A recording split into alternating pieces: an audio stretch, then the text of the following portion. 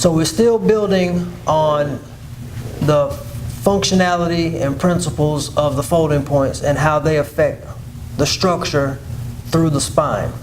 So in this video, I'm going to be in what people consider to be one of the worst case scenarios. I'm on my back and my partner is going to be across me, holding me down, right? It can either be a choke, it can be a press.